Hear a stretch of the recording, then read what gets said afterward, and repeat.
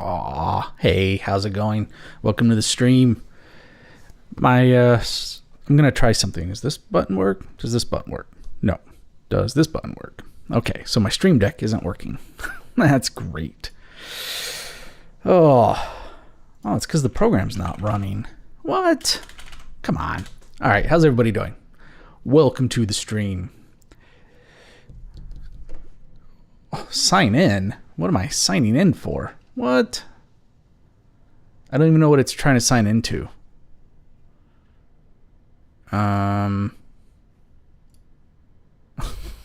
Okay. That's suspicious. Anyway, all right, let's get this party started. So we're going to keep working on the Apple II schematic. I think oh yeah, so the buttons are working now, right? Yeah, that's perfect. Okay, so I think we're going to get close to finishing tonight. We need to check a few things. So what I've done is I have the Apple Red Book, but it's not, I don't really like using this too much because it's just a glue binding, and so it's going to fall apart just like my CMOS cookbook did. And so I'll be using this PDF quite a bit. But yeah, so I think what we're going to do is I do want to check a few things before we continue the work. Basically, we picked this up out of Bitpreserve, which had a whole bunch of problems. Let's see if this is going to work. Bitpreserve. So we've cleaned up a ton on this schematic, and then we started doing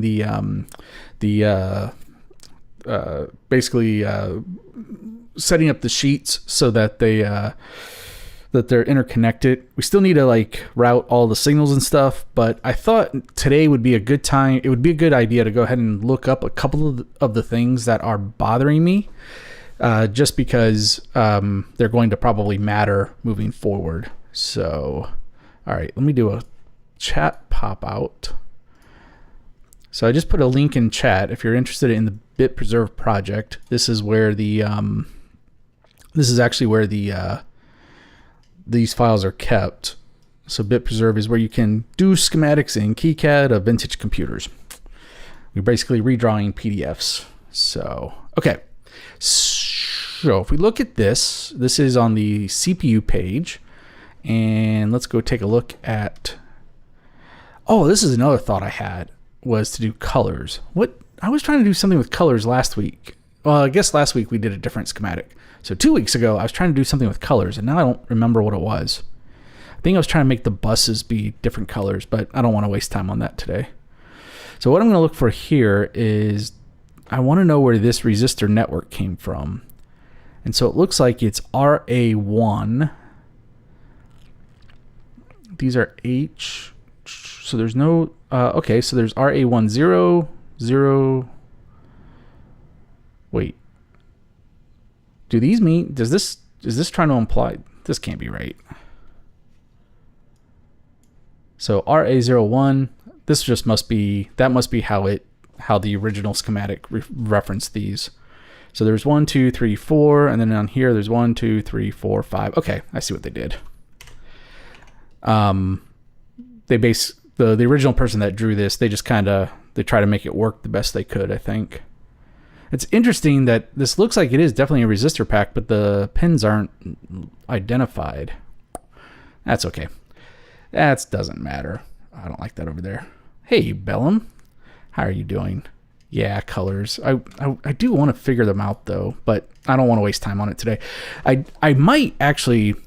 sorry, because I had this thought right before I started the stream, is they did say, like over here, that there's the system timings, and maybe we should colorize these just because they're like really important signals. Yeah, you know what? Let's do that. Because, oh my God, really? Come on. So last week we worked on a project for an NRF 7002. I'm not finished with it yet, but it's getting really close to being done. The video that I'm currently working on is taking longer than expected, so I'm not in as big of a rush to get that PCB done because I'm not going to start working on that until the current video is done. So yeah. Okay, so what we're going to do is we're going to go into board setup. This is how you do colors. We're going to create a net class. And so I did start one for read write. And read write is purple. Yep, okay. This is what it was. I was trying to get the address bus to work, but I couldn't figure it out. So I'm just going to skip that for now because I still don't remember how to do that. And I don't want to spend, no, shoot. I don't want to spend a ton of time on that, but I do like this idea of let's colorize these signals. So then let's do, what are these? System timing, and I'm going to make them bright green just so they're slightly different. Rainbow. Yeah, well, you know what I should do is I should only use the 6 colors from the Apple II logo. So green, yellow, orange, red, purple, and blue. But no. So here I want, I guess we'd have to do Raz, but I don't remember which page Raz is on.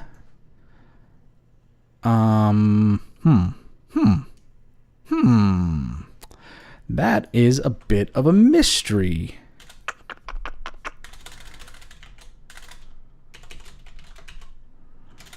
So one thing I did learn, I didn't realize this, but this pattern matching is regex. I don't know how you're supposed to know that, other than I found it in I was reading the KiCad documentation. But it's like, other than that, how would you know what it is? Like, that doesn't, it just doesn't make sense to me. This whole dialogue, I need to look and see what they're doing with 8, because I'm hoping they get this net class thing cleaned up a little bit. It's the least intuitive thing in KiCad right now. All right, so I'm looking for, okay, you know what? Let's just do, how about, okay, the problem is I need to know what page each of these are on. So let's go back to our master sheet. I swear, I'm going to get a thing from YouTube saying that I keep swearing in my streams. Well, if you can see me, then yes, it is the same link. So I'll wait a minute and see if you don't respond. Okay, so it looks like Raz is on this one. Well, KiCad is free. It's an open source program, so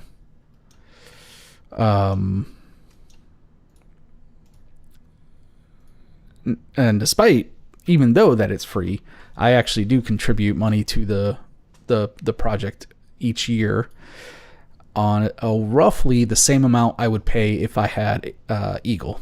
So not exactly. Some years a little bit more, some years less. Depends on how the year went. But yeah, I try to at least donate that much. All right, so we found Raz. AX, oof, I don't like that at all. That is a terrible color. No.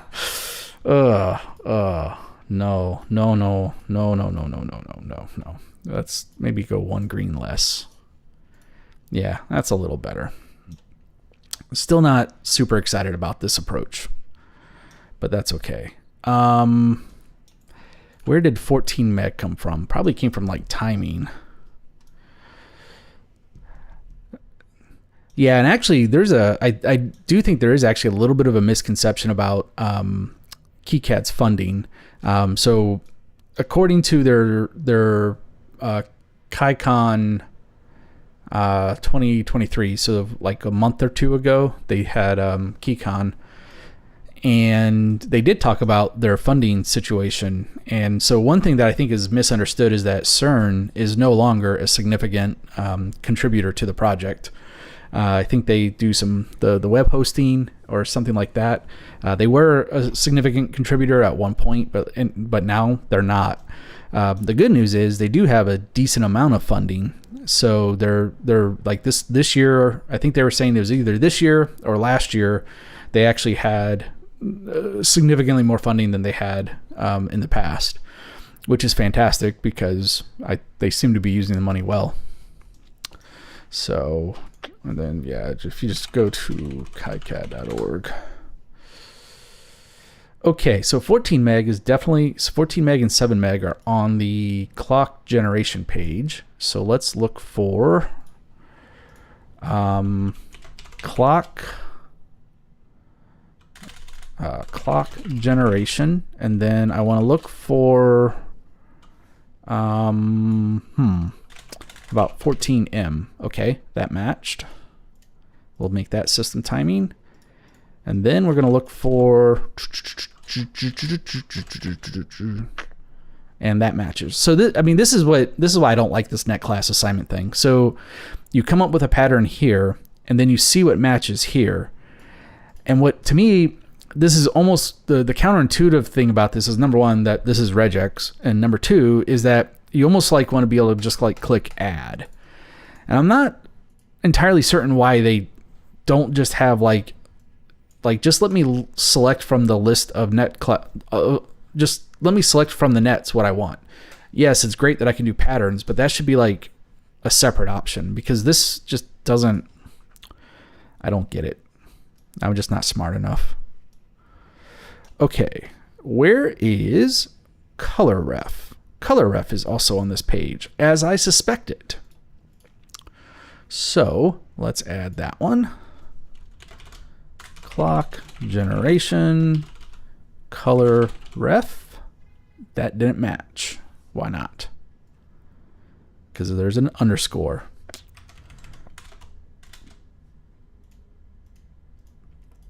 I don't think that's matching still. Do I have to capitalize it the same? Yeah, okay. That's mildly annoying. Where's BaldCon? Yeah, I think the closest I could say there's the closest that we'll ever get to BaldCon is Hamvention. It happens in May in Ohio. And the last couple of years, I've gone with a group of friends, and we're trying to get more friends to come. And I feel like that's probably as close as I'll ever get to having my own convention. So if you're going to attend Hamvention, let me know, because then we'll we can try and make sure we meet up somewhere. It's actually kind of a I hate to say this, because I'm surprised at how many interesting things there are to do in whichever city it's near. I think it's near Cleveland. Petition to rename it BaldCon. Yeah. Well, actually, given the general demographic of the typical amateur ham radio operator, it probably wouldn't be a difficult. There's probably it's probably a pretty accurate name for most of the people. So no, okay. So okay. So everything, that's crazy that everything on this system timing page came from the clock generation page. Imagine that. How did I not realize that? AX timing. So what am I missing? So we had RAS and then AX. CAS is missing. I think I don't remember if it's on this page or I saw it somewhere a minute ago. So the 14 meg, and the 7 meg and color ref. So I'm missing load 194 and load, I wonder what PS is. Okay. Are those on this page? Looking. 194 is definitely here. And then the other one is highlighted. I must have already found it. Okay. I wonder, can I... I was just thinking it'd be really nice if you could copy that net class name. But I don't...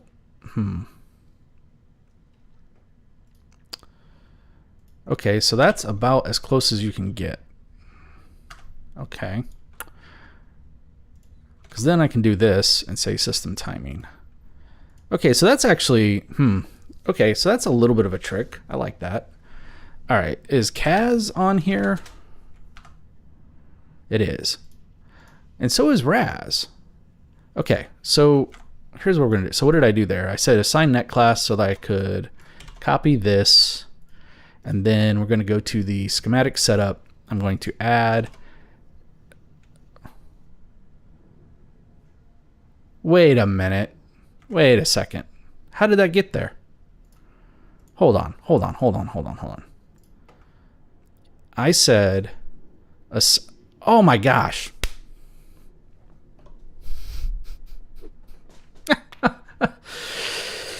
Oh.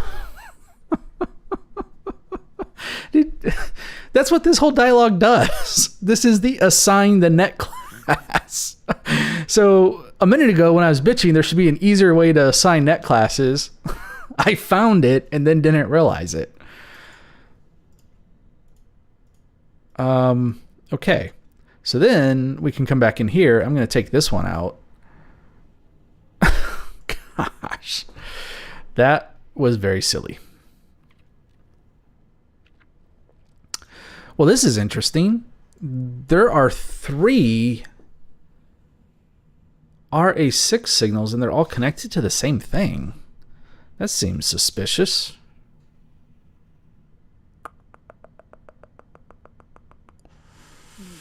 That is too funny. There's plenty of reasons that I made that I could have made that mistake. I think this one was because I was talking so much, but that's pretty funny.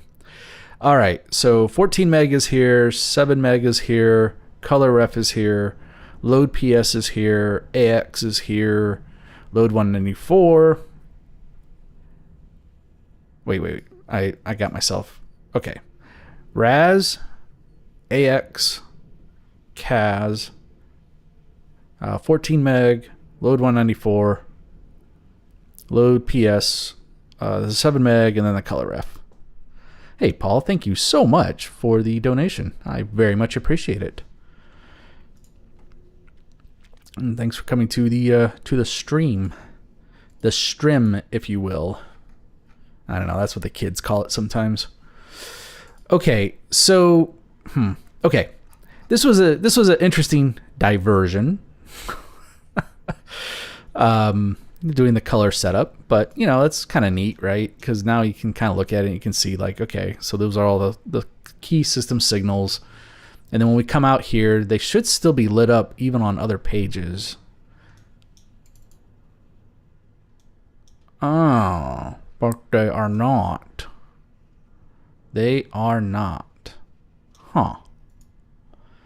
Can I do this? Can I say match any characters? Yeah, okay.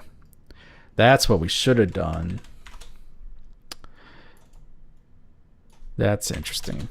Because remember, this is regex. So I just want to match any characters between the 2 lines. What are those called? They're not lines. I mean, they are lines, but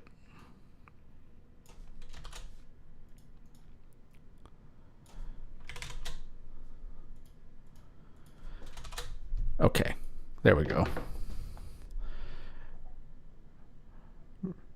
Raz, Kaz, and Meg. I think of when I say Raz, I always think of Psychonauts. That was a game that I found on let me think. How did I play it first? I don't even remember now. I think I played it like I think the first game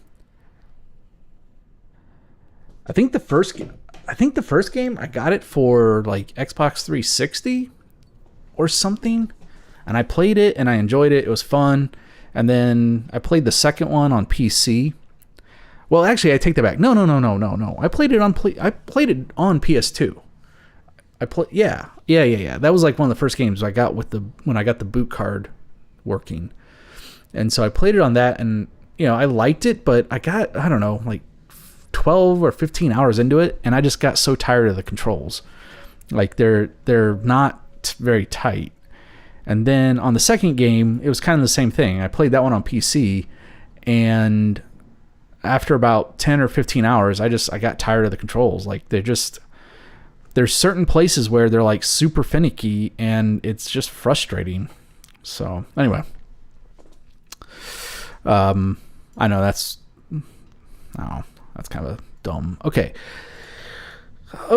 so on this clock generation, is this where this circuit is at? Yes, I think so. So let's just take a quick look and make sure that things look good. So we got a resistor, we got a crystal, got a couple of transistors, another resistor, going into an OR gate, which was B2, or not OR gate. What is it? This is an exclusive OR gate, right? And then that goes to somewhere else. And then let's see. Okay, so that looks all decent. That shouldn't be called cap 1. That should be C1. 47R. Yeah, I mean, the rest of this I'm okay with. This is okay. I'm gonna move this over a little bit just because, and then this I'd rather just have ground not show up. I just want to move this over.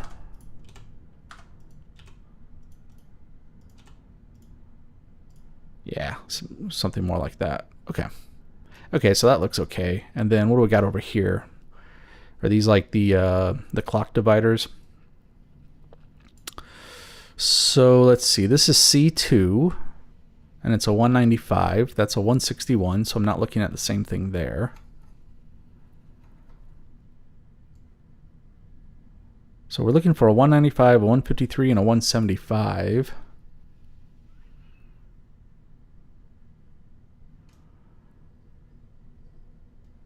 Is that what this is down here? 195, well, 153,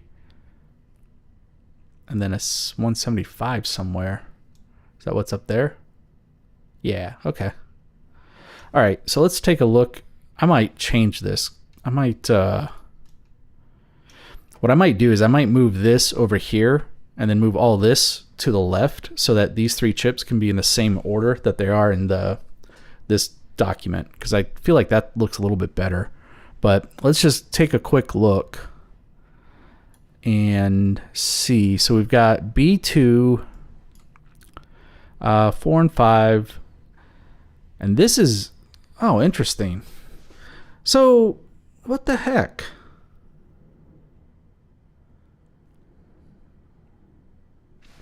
So the person that drew this originally, they said that they were using the Apple II reference manual, which is this book, which is what this PDF is. So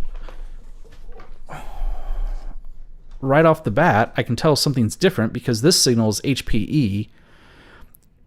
This one says soft 5.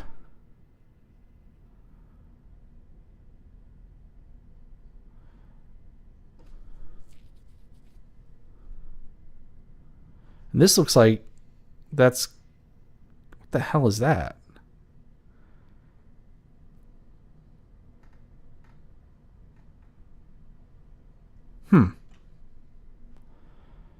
Okay.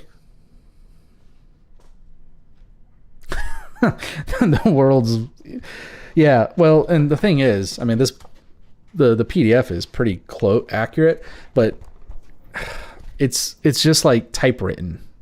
I realize that the camera's not going to focus on it, but you can tell, like, basically somebody like typewritered the document and then they probably like mimeographed it or some, I don't know what the duplication technology of the time would have been. Hey, Squire, great to see you. Well, this really bothers me now because I wonder if there's another schematic of this. But I think it's pretty clear to me that they did not use this schematic. because this doesn't, this part doesn't even match.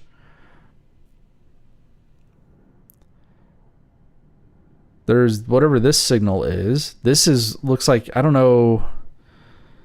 This looks like it's supposed to be connected to 5 volts, which I almost wonder if they made a mistake. Maybe I messed that up, but like it should be like this,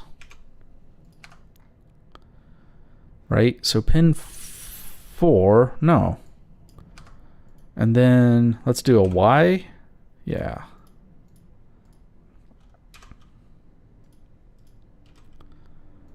Okay. And then that goes into D2, which looks like a 4-gate or 4 thingy bob.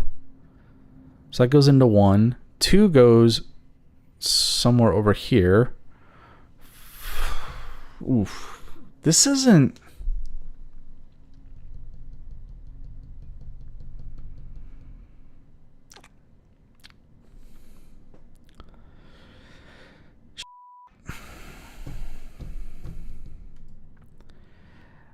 This isn't what they used. I don't know now what was their reference document, because this doesn't match. Ugh.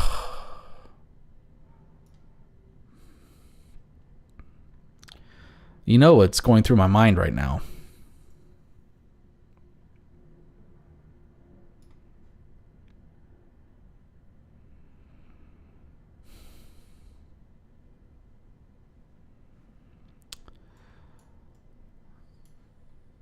Wait. Pin 14 here comes this way, and it goes to C2.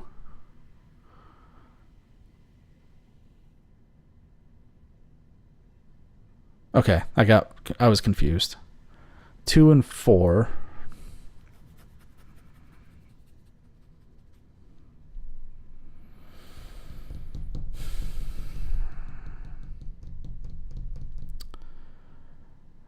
Yeah, the what's bothering me though is this specific gate is not the same. It wasn't drawn the same way, and that seems very strange. We need to change this to a hierarchy label. So this is A2 pins 1 and 2. Do I see? So A2 pins 1 and 2. Those create the load PS. Pin 1 is connected to. Okay. Pin 1 is not connected to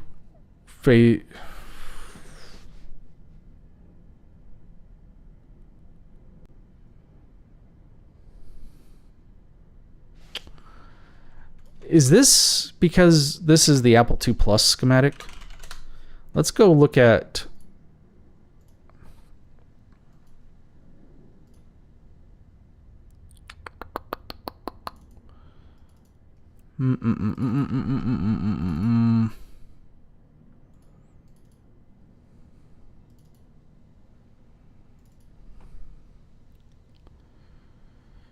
Let's skip the symbol rescue for the moment. So we're looking at which page are we in? Because I don't think I changed any of the pages.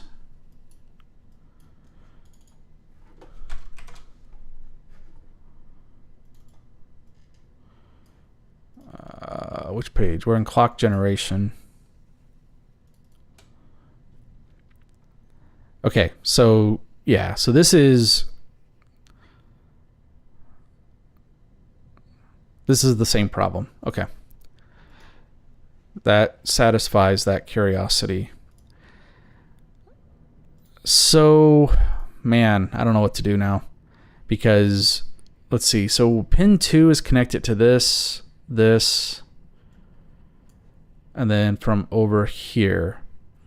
And pin 1 is connected to, wait, I just followed that, didn't I? So 2 is connected to B12. and 1 is connected to C1, or pin 2 of C1.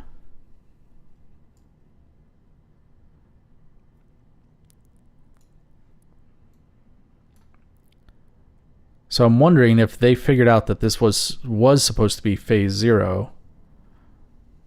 I'm just not sure how they got there, because if we look at B12,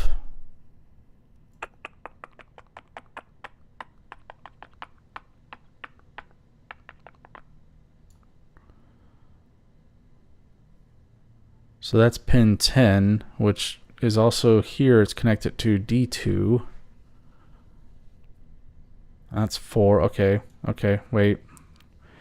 Okay. Okay. All right. Now I see what they did. Okay.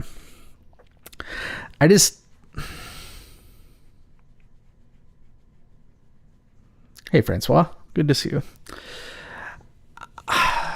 I just don't understand why you wouldn't have just copied the schematic as is, because this is perfectly readable. Like, why wouldn't you just...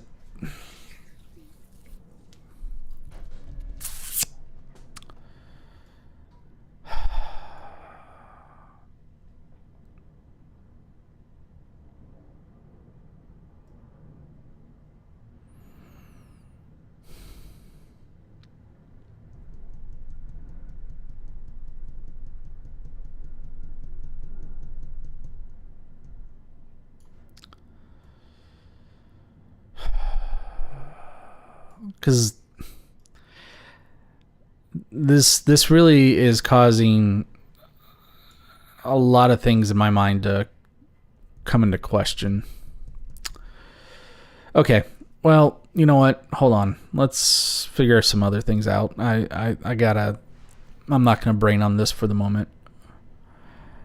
So C1 looks like it's actually divided into 2 parts, because this says 1 of 2. And this is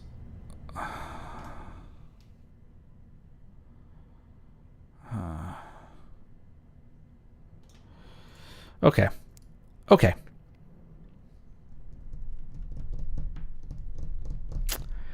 Well, tell you what. Let's see. There's one other thing I wanted to look up.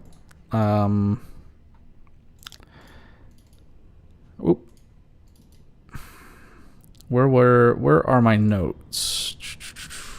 Is it in this page? Okay, let's see if we can verify this 555. Which 555? Why did this is the 555. Because I think I had to like change this because I didn't like it the way that it was done before.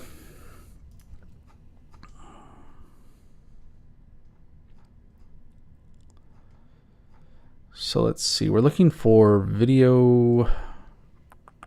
That's RAM. That's RAM. That's I/O. That's keyboard address. This looks like a video page. So let's take and rotate this. Let's go counterclockwise. So let's see, a 555.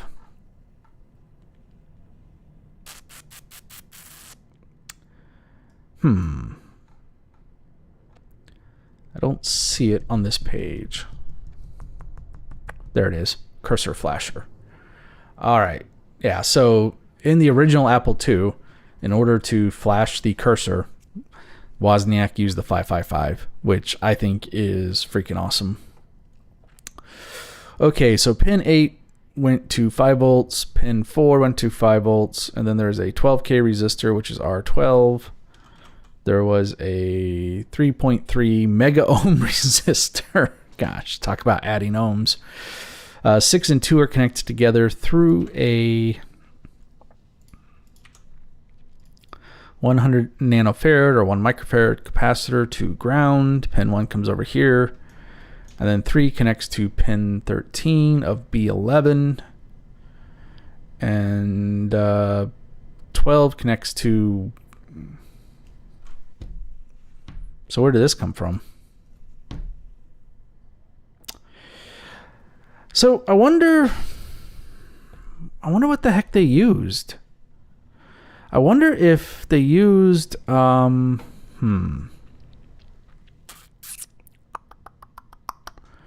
wonder if they used the Apple II circuit description diagrams. So this book, by the way, if you want to understand the Apple II, this book is freaking amazing. I actually bought a paper copy of this. It shows up in both of the Mega 2E videos. It's really well written. However, it's not always the best reference, because it will like describe things like, it will say something, I'm just making this up as an example, but it will say something along the lines of Q7 is connected to 5 volts through a 1.5K resistor, which is then connected to a 74 LS51. It's like, okay, I can see that in the schematic, but why? Why is it like, what is this doing? What are you switching, or what is its purpose? While sometimes it's really good about that stuff. So it's like, come on. So what I was going to try to do on here is, let's see if we can find that 555. Okay, you know what? This just gave me an idea of why there could be some differences. So the original Apple II was released in 1977. And do you know what happened around the time the Apple II Plus was introduced? There was this little known agency. Yep, that's what it is. He used this schematic. Okay. Which is fine, because we can work with this. But anyway, where I was going with this is one of the big something that happened with all of the early home computers that were released right around 1980. They all got slapped super hard by the FCC because they were just radiation monsters. You hacked the 555. Oh, that's hilarious. That's kind of like when I hacked MS-DOS so that when you run the command prompt, it would say my name.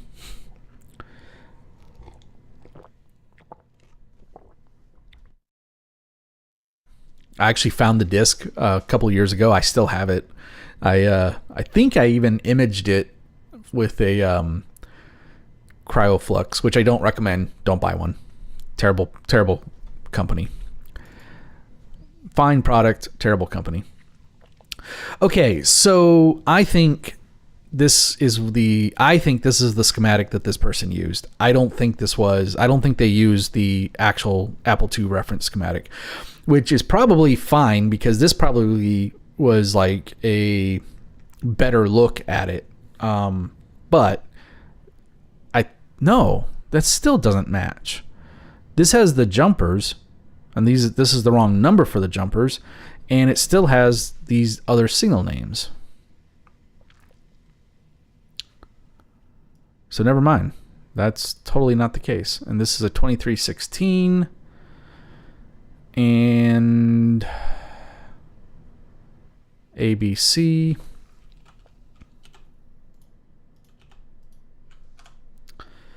These are called LD0 instead of DL0. Okay, so this isn't the one that they used either. Farts. Replace the 555 with a whole pi. Yeah. Just oh, the Raspberry Pi draw is more current than the entire Apple II did. So you'd be doubling the current draw to replace the thing that flashes. I like that. That would be funny. Okay, hold on. Did I look at the wrong one? I did look at the wrong thing. These are 9, 10, and 9. Okay. 11 was on the AND gate, which is down here. Okay, so the jumpers are still labeled correctly. Oh, man. But then why did they call these LD0 instead of DL0 like this schematic and the original schematic did? And it's still not laid out the same way. Okay. What are we going to do? What are we going to do? Pen 1. Clear is on pen 9 through a jumper that's not in this one. Okay. Yeah, so this they're saying that they captured it from the Apple II reference manual, which is the red book, which is what this one is. And I think it's clear to me that that's not the case. Now, what I'm not 100% sure is if there were multiple revisions to this, because, well, okay. So this says reference manual 1979. Mine is 1978. This is 1978. Okay, let's just do a quick look.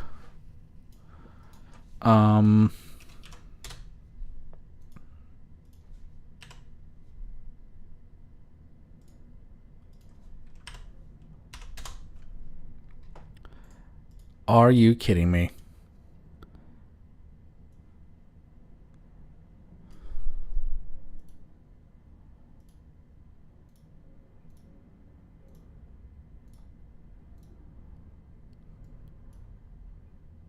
Oh my gosh.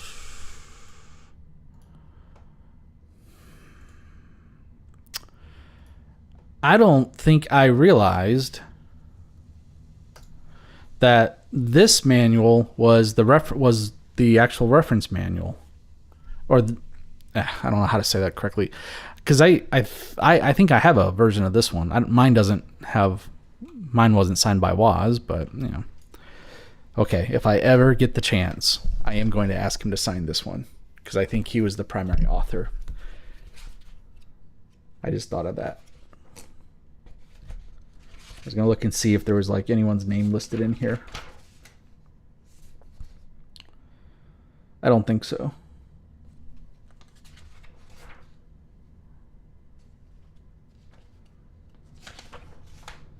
Okay. Anyway. I mean, actually, I guess I would like him to sign the circuit board in the Mega 2. That would be kind of cool. But he didn't really have much to do with the 2GS, so that's not really... I think it'd be better to have the book signed. Okay, where's the schematics?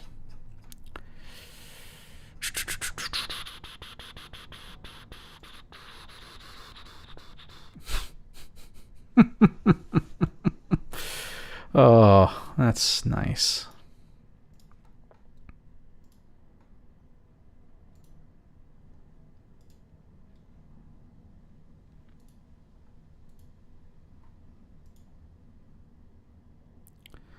Aw.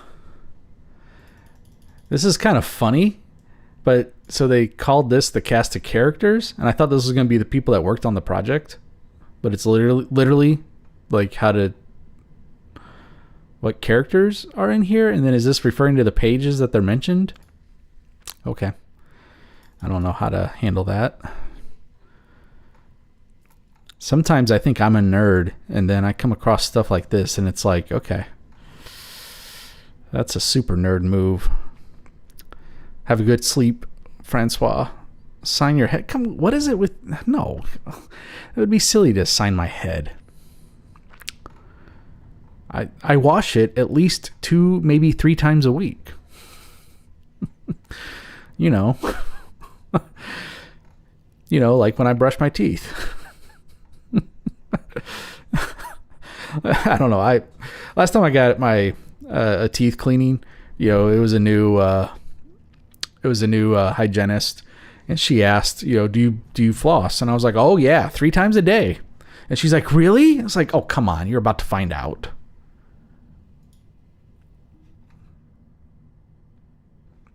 This is a terrible scan.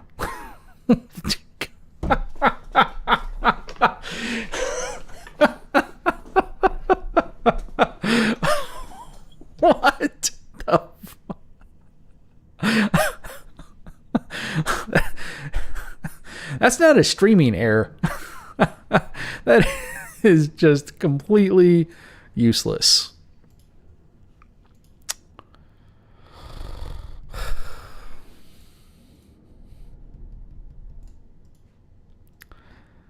Oh my gosh. Okay, so they're on Asimov. What is reference manual alt? Let's see what this one is. Is this might be the same one. Okay, I'm just going to download it. Even though I don't actually need to download this. I've got them all on my computer already, but I don't want to go find it.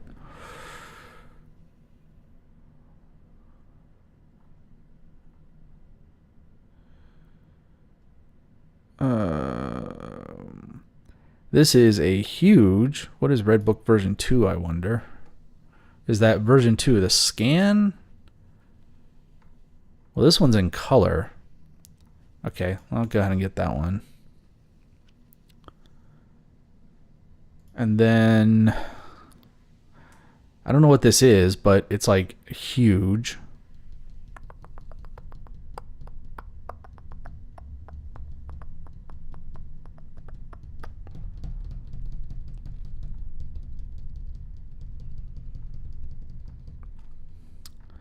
Okay, so I want whatever this is. I wonder what this is.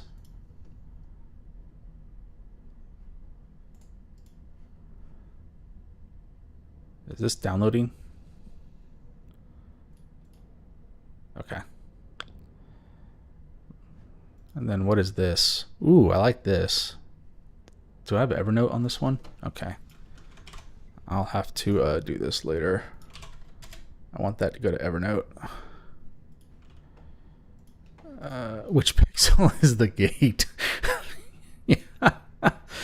Yeah. All right. So let's go find out what this is. So let's do a 7 zip extract. And then what is this? Okay, this is looking a little more promising.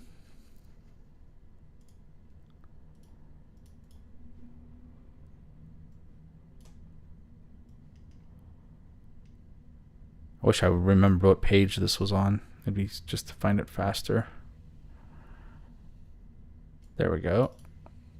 Okay, okay. This might be readable. Yeah, okay, cool. You know, it's, I just had this funny thought. I'm opening a PDF that's 200 megabytes, which is, with all of the images probably compressed. You know, the amount of memory it takes to look at this document for a computer that only had 48K RAM. That's just kind of a weird thought. Stream might lock up. Yeah, so it's like taking up like 400 megs just to open up this PDF. Just a funny... It's like putting glasses on. Yeah. Yeah. Actually, right now, my glasses prescription is slightly different than my contact prescription. And so I see better with my contacts, which actually... is just weird because like I'll work all day with my glasses and then I put my contacts in to go to the gym, and all of a sudden I get like this step in resolution. It's just like this actually. Okay, so I'm starting to see why this is the document that they used. So I was using the wrong document this whole time. So what I'm actually going to do is I'm going to copy this and then I'll delete this later because I don't want to open and close it in Acrobat right now. All right, so let's minimize that. So if we back up now and I look at, let's come back to like where the 555. Okay, so now this makes a little more sense. Cool. So they have a 257. Nope. Okay, this doesn't make sense. I tried. Gosh.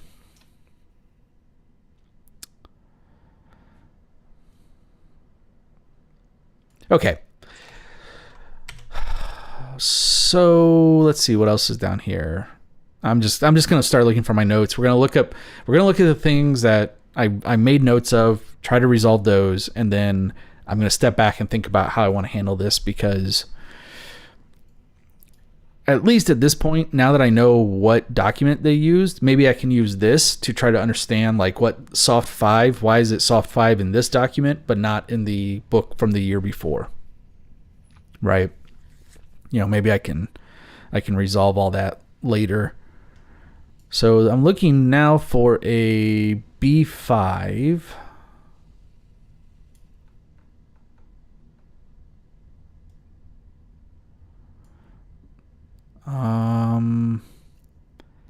But it looks like this looks like it's a, I wonder what this is. Is this are these 174s? It must be latches, right? Because data in, data out, clock, clear, or not latch. That's not what I'm thinking of. Flip-flop.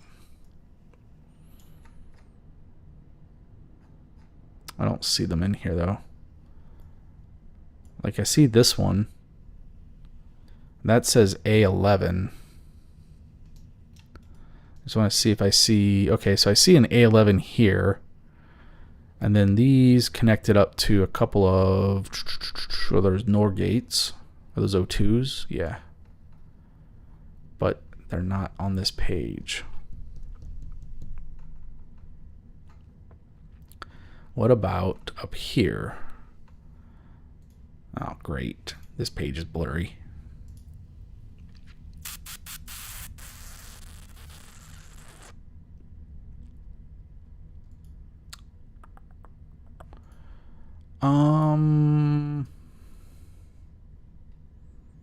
Oh my lord. Okay, that's sound. I see the speaker. Someone should integrate all these gates into a single chip, right? Could you imagine how mega big that would be? It would be a very large scale integration.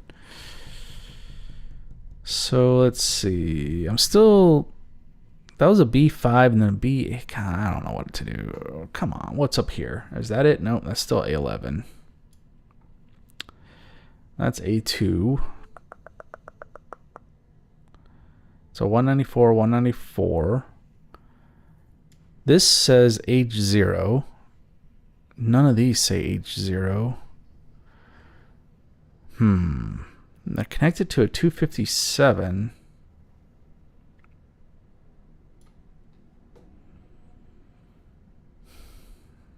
That's B10.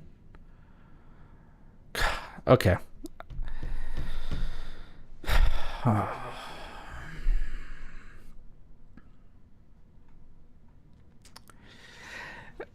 You know,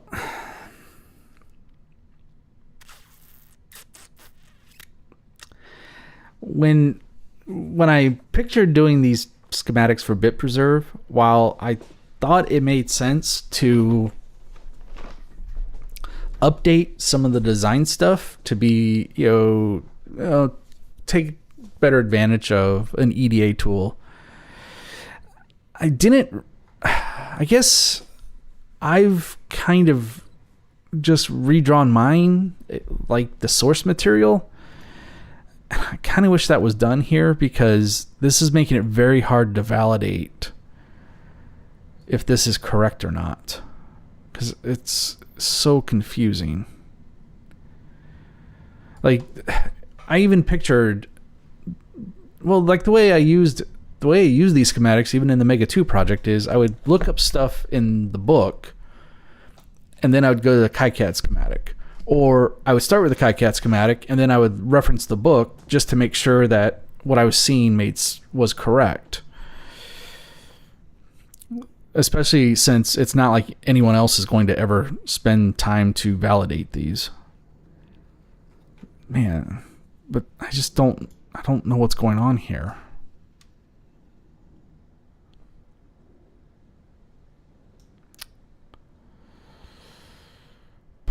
Hey, Sam. Oh yeah, I forgot you were going to do a build within 8087. The schematics becoming a lot more frustrating than I thought it was going to be. I thought this was... I didn't realize the hornet's nest I walked into.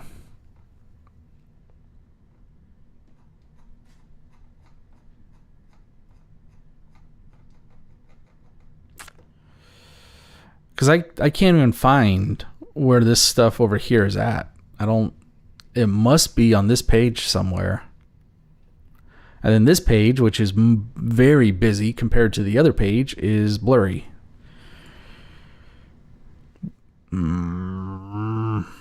Okay.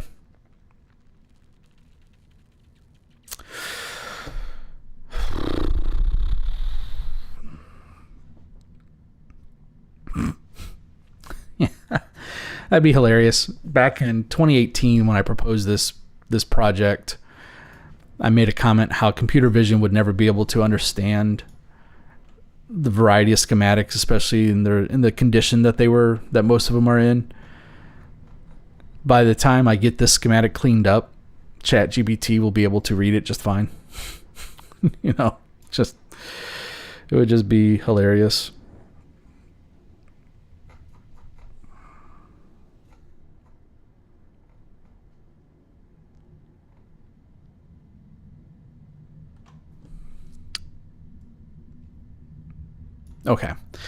Okay, here's what I'm going to do. I don't have the patience for this tonight. Let's keep working on connecting our signals, and then I'll just have to worry about this later, because this is frustrating. It's very, very frustrating.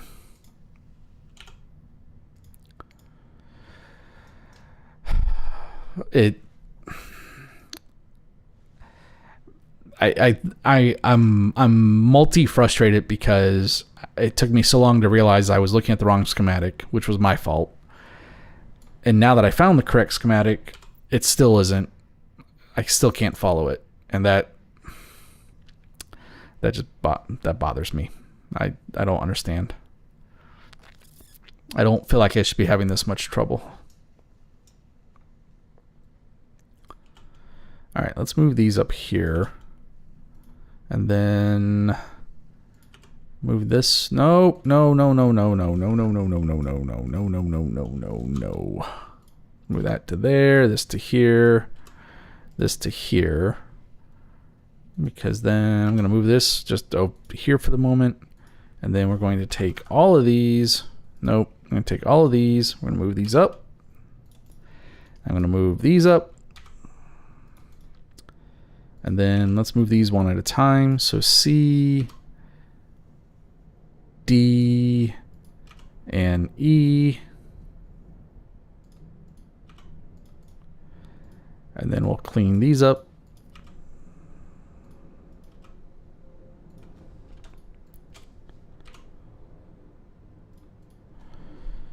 Except that's ECAS, and that's something different.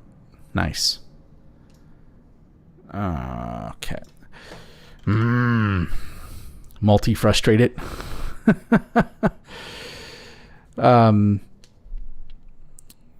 Well, so I'm looking at the Apple II Plus schematic that's in the Bit Preserve project, which I think is linked or pinned at the top of chat. Maybe it was, or maybe oh, you know what? I never pinned it.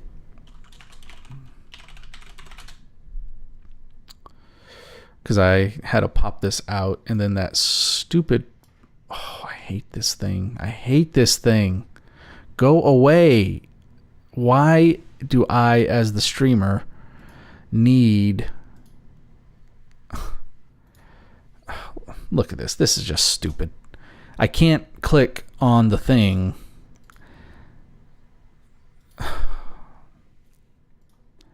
Like, if I type something... I can't get to the thing because this reaction thing is in the way. How dumb is that? Like, why would you do that? Like, I am clearly frustrated. Let's just delete that. Nope. Fab container. I see nothing about this that is fab. All right. There. Solved it.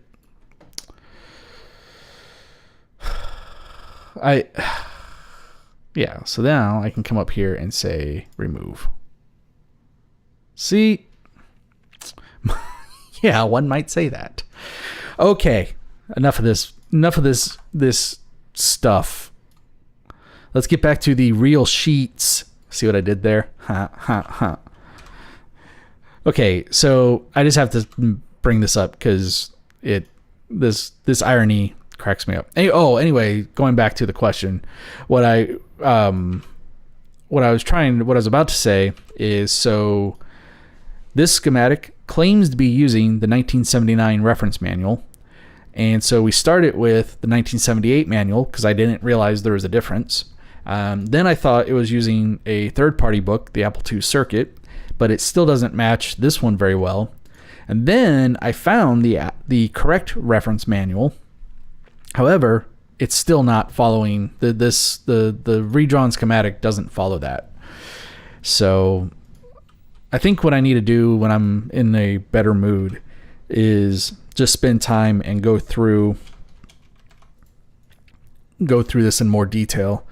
Probably the first thing I'll do is go see if I have a copy of that reference manual, because I think there's a good chance that I do. And so if I have a paper copy, then it's going to be a lot easier to go through the schematic.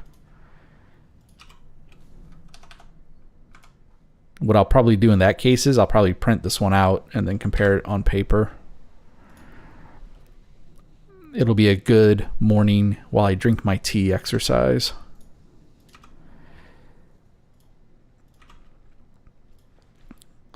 It's just frustrating because I guess I shouldn't be upset about it. This follows the exact pattern I asked for, which was, I don't care how you get it captured. Capture the schematic. We'll worry about it later. It's just that now it's later. So then looks like we're going to need this one too. But that's a clock. I bet I can get that up there. I wonder if there's supposed to be a V5. So we'll worry about that in a little bit. So then I'm going to try and draw that.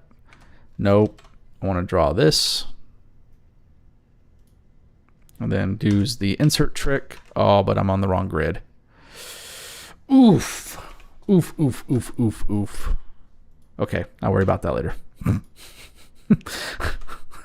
going to rename the stream to worry about it later.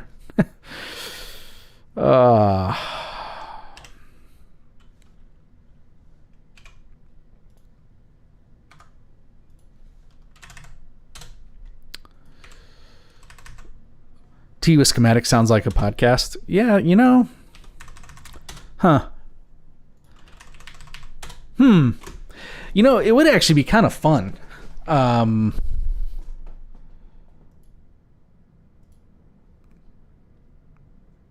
Bad UI design from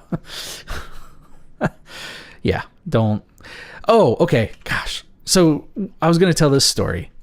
So this morning or this afternoon, I don't know why I said morning. I was thinking tea. That's why.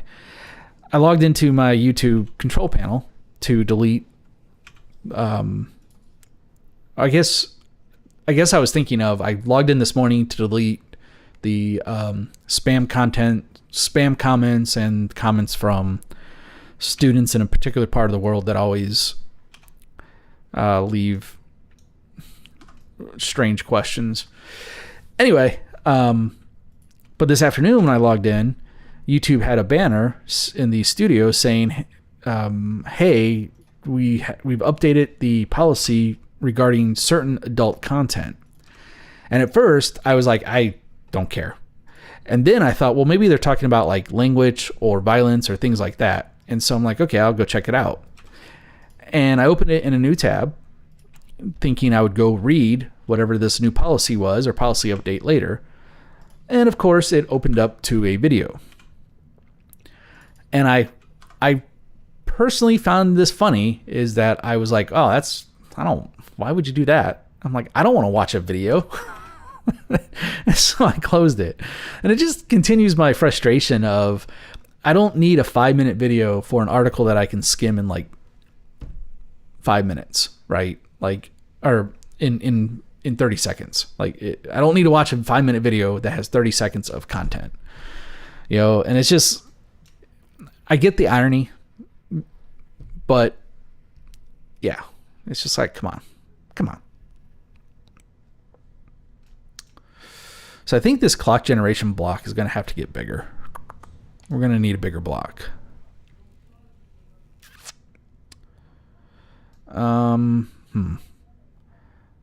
Where is, see over here. Okay. So then these, okay.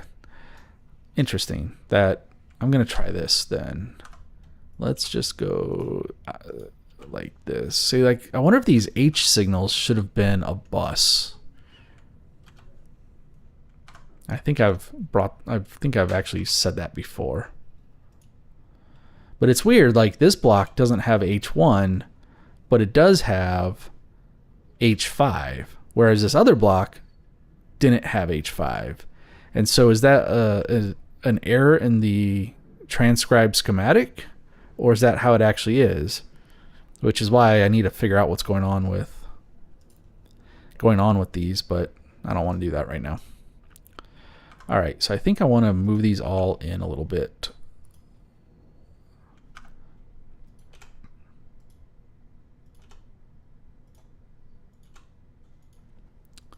Yeah. So, I found this new YouTube channel. Well, new to me. It's actually, I think the guy's been doing YouTube for like a decade. It's called Craigslist Hunter, and it is done by basically a pawn shop owner. But what's really nice about the video is the guy is a super nice guy, and he makes really good videos and really nice content. But it's just kind of it's a really good YouTube channel. I was like, I mean, it's a great one for background stuff, because he basically just like, he does the clickbait thing of like, oh, this person tried to rip me off, and it's a 30-minute video, and that segment is like, it might be 10 minutes long, but the rip-off part happens for like 15 seconds.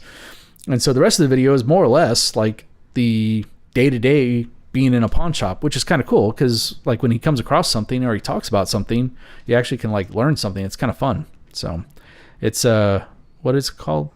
I already said the name. I already forgot. I think it's Craigslist Hunter.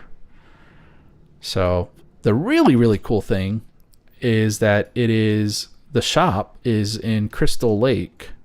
I think it's called Crystal Lake, but it's a city that's maybe like 30 minutes from me. So I think I'll go and check out his shop someday. Like, I think today or yesterday he posted a video. I haven't watched it yet. Somebody brought in some NES games or something. Like, I would actually like to go and like be like, hey man, if somebody brings in broken computers, I want them. Or if they're like untested, I'd be happy to provide my services. Especially if they're broken. Oh crap. I forgot. There was a TRS-80 Model 3 on eBay that the auction closed today, and it was like in a city that's like 30 minutes from my house. And so I was going to actually place a bid on it because I wouldn't have to ship it. I don't ever want to ship a CRT again. But I really want one of those computers. Shoot.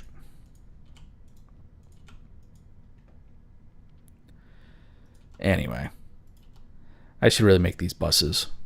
That's pretty gross. Because now I can't get anything else in or out of there.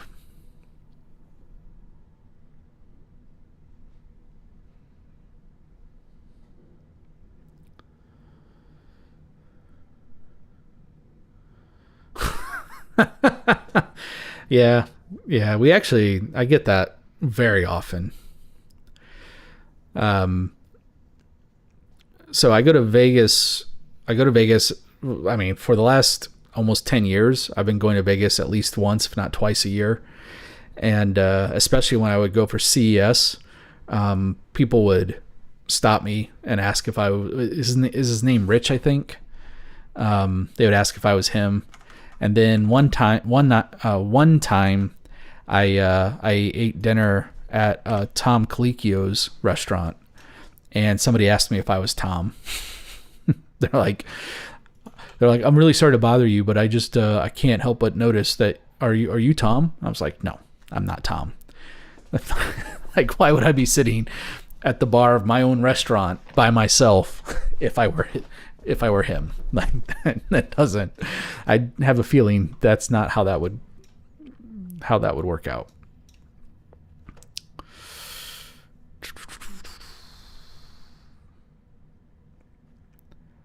All right.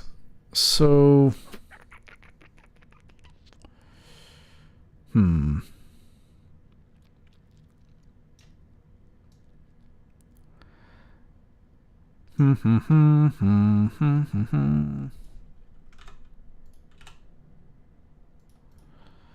right, so I think what I'm going to do now, let's see, I want to bring this one down around this way and then around. Okay.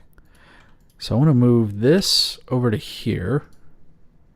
And what about, is reset in this block? That's weird. I would have expected it to be DMA. No. Faux 0. RAM cell. Interesting. And clear strobe. Clear strobe is over here. Okay. Because then I'm going to take and move that to the bottom. This to the bottom. And this to the bottom.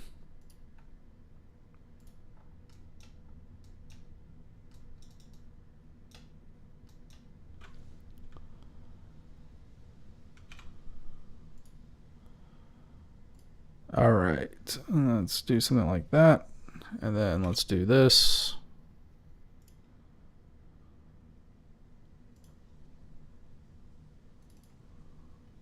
And let's do this one.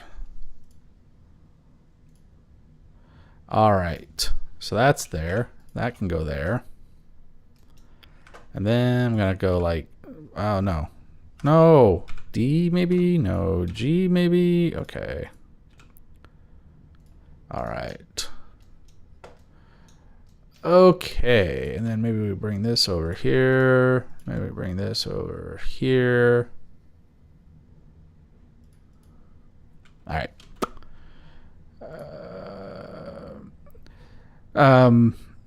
Yeah, so the problem with CRTs is just that they're super fragile, right? And almost every CRT I've had shipped from an eBay seller has come broken. The most famous example, and I wish I had taken a picture of the box. You can't see it, but when I bought my Apple II GS, the person that sent it to me, I opened up the top of the box, and there was like 6 inches of bubble wrap. And I'm like, oh, that's cool. I pull that off, and then the computer was wrapped in bubble wrap. And I pull that out. The computer was sitting on top of the back of the monitor. The monitor was sitting glass facing down on the bottom of the box with a single sheet of bubble wrap. And I pieced it together after years of buying stuff on eBay. So many people kind of like, they'll put 1 or 2 sheets of bubble wrap into a box, put the things, and then they fill the rest of the box with whatever they can, without thinking about the fact that that 6 inches I pulled out at the top was completely useless because it wasn't protecting 5 of the 6 sides of the cube. And so fortunately the glass wasn't busted, but the plastic was. Same thing with the first Mac SE I bought. the case got chipped up because they basically wrapped it in newspaper or whatever. And so if the seller has if they're like a pawn shop, or if they're if they're an obvious reseller, they usually will ship things okay. I would also look for somebody that has several hundred feedbacks of selling if you're going to buy a CRT. And then I would also reach out to them ahead of time and ask them how they plan to pack it, because the correct way to do it is it needs to be wrapped in bubble wrap with at least 2, and I say for a CRT, I would go 4 to 6 inches of bubble wrap inside of an appropriately sized box. It's just that most eBay sellers are ridiculously lazy. Like, I actually wish there was a way to report sellers that send you items that are wrapped in the padded envelopes that the post office gives out for free if you use the priority mail service, right? So I don't have any. Like, people think, oh, I can go to the post office and they have these boxes and this padded envelopes, which are basically bubble wrap, and they're free, except they're not. You're supposed to be using those materials and pay for the flat rate or priority mail service, and the payment of that service covers the use of those materials. But a ton of the stuff I get comes in an Amazon reused Amazon box that's padded with free materials from the post office. So anyway, that's a totally different rant. For CRTs, you have to do some due diligence before buying it and make sure that you get confidence that this seller understands how to ship a CRT. To me, that is the one thing. If I was to ship a CRT, that is the one item I'm going to take to the UPS store and have them wrap it up properly, because they're heavy and they break easy. And then if they do break, what do? Right? It's gone. So, the other thing I like, that's why I like on that TRS 80, I have a bunch of I have a bunch of searches set up for CRT based stuff that's within, I think, 50 miles, maybe it's 25, but basically things that I'm willing to drive to, because I would rather drive and pick it up than risk it getting shipped. So, like, one of the things I'm hoping to get one day is I hesitated, and I wish I hadn't. Found a guy that was in driving distance that was selling a Macintosh SE, and it didn't boot, but the case was in great shape. And I was like, well, this is fantastic, because I have one that boots fine, but the case is cracked. So, like, what I would like to do one day, I would like to try like fixing the plastic, but I don't want to do that until I have a replacement case, because I don't know how to do that yet, and I know I'm not going to get it right the first try. So, and even if you do fix it, it's not like it's still like not in great shape. So, okay, whatever. I'm gonna do this, and then I want to move all of these. I can't move. Wait, yeah, you can. I can move all of these. So anyway, just to reiterate, like, yeah, if you're gonna buy a CRT off of eBay, make sure you contact this seller ahead of time. Literally ask how they're going to pack it, because their response will tell you a lot about whether you can trust it or not, and then make a decision from there. You know, and it's not necessarily about even the insurance, because in every case I've been able to get the sellers to open a claim or whatever, or refund me money or things like that. You know, that's fine, but I just don't want it to show up broken. Like, that's not, it's like, it's useless at that point.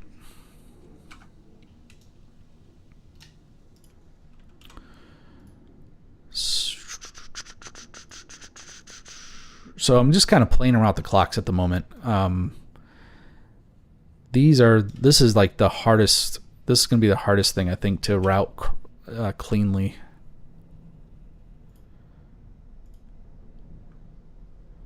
We got to move these out.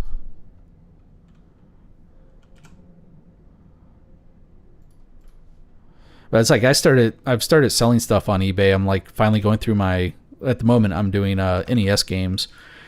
But that's like, I don't know. I just sort of, I don't think I do things like other eBay sellers. I went out and bought like proper boxes for them, stuff like that. I don't just I try to reuse boxes when I can, but sometimes you just can't. I understand what's going on here.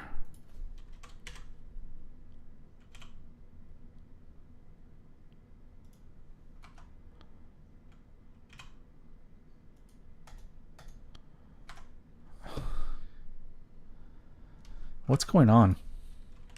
Why won't these... Is this box not the right width? Yeah, that's what's going on. It's off the grid. It's off the grid? That sounds familiar. Salt a little? Yeah. Some eBayers would slap a label on the CRT. Well, as long as they put their hand on it a couple times and say that'll be fine, then I'm sure that's just what happens. Yeah, the 2GS one just blew my mind because I know, like I said, I know what they thought. They thought, but I used a lot of packing material. It's like, yeah, but you put it on the top of the box. You didn't even put it where the glass was at. Just... And then I don't think people ever think about how a box gets handled during shipping. I think in their mind, they sort of just picture somebody carrying it from point A to point B, and not that it literally gets thrown around trucks and conveyor belts, sometimes into airplanes. I mean, yeah. Okay. I'm done. What signal am I routing? I already forgot. Oh, faux zero. Oh, by the way, I'm so excited. I found out there's like a faux place that is only a few minutes from my house. I did not know that. It's actually right by my gym, so I'm looking forward to some faux this summer, or fa, whatever. Fa, while I look at my KiCad and do my soldering. Did I say it right or wrong? Yeah, Sam, I would just set up an alert. Like I get emailed every morning. Well, not every morning, but when stuff gets listed in matches, you basically set up all the search criteria and then just do a save. As long as you're not in a huge hurry, I think that's a really good way to find stuff, especially something that you want to go pick up locally. And I'm actually really surprised, and I don't know if it's because there was a Motorola site nearby, because I think it was in Schaumburg, which is just out, it's a suburb outside of Chicago. But I think Schaumburg was mostly the radio division, or then later like wireless and phone stuff. All of the processor stuff was done mostly in Austin and California. But it's weird because a lot of Apple II stuff shows up in my Apple II search, and also my Apple II drivable search. And I just find that really interesting that there's a lot of stuff that a lot of times it's like, oh yeah, that's cool, that's available, and it's something I can go pick up. Now it ends up being like $500 for something. It's like, oh, I have a vintage Apple IIgs. It was signed by Woz, so it's worth $500. It's like, no, it wasn't. It's silk screened, and that's the least rare 2GS. It's like, no, it's not. That's like the only one anybody bothered to save.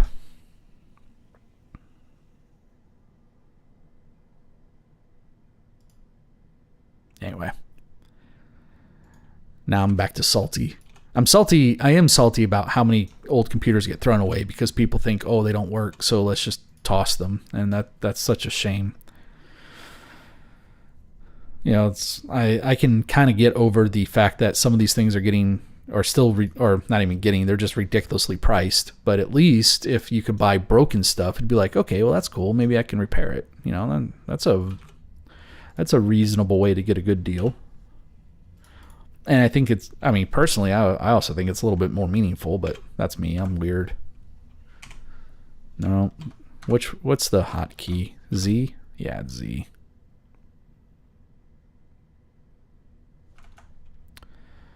What am I trying to do? I want to do something like this.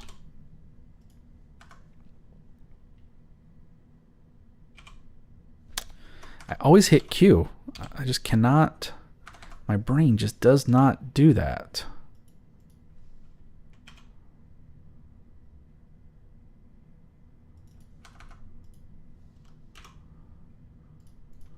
Okay, there we go.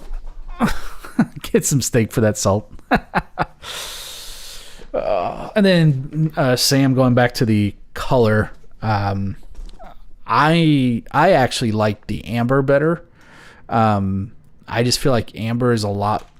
It's really easy on the eyes.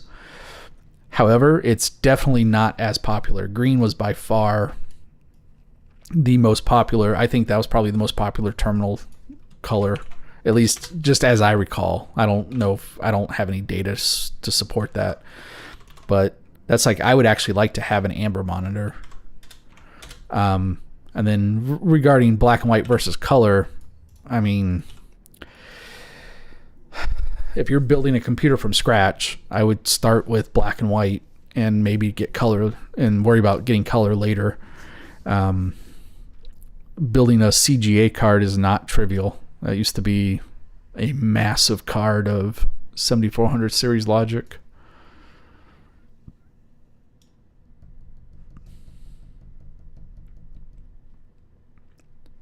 I don't think it's difficult to do, but it's definitely not trivial.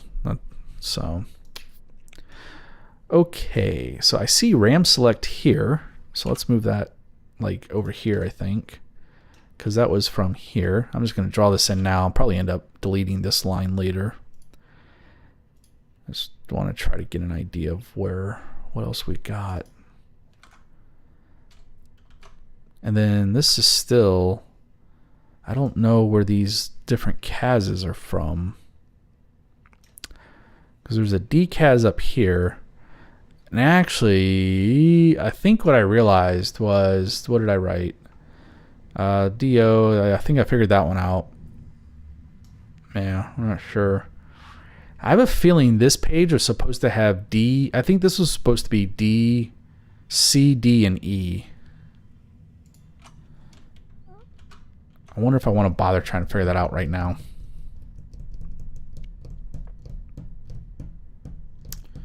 Hey, Mikey.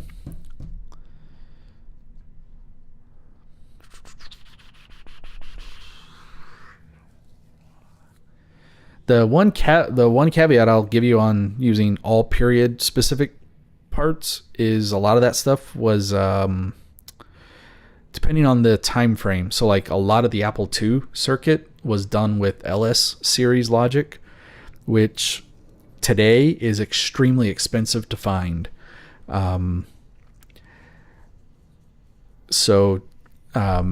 You might try to build stuff with HCT, which is a little bit more common and a little bit cheaper, and it is compatible voltage-wise with LS. However, I think its edge rate is a little bit faster, and that can cause some problems. But, or maybe I can't remember now. Did we measure that? I know we measured propagation delay. I don't remember if we measured edge rates. But anyway, just a heads up. Any of the generic glue logic, you probably won't, if you can't find a reasonably priced LS, look for an HCT version of it.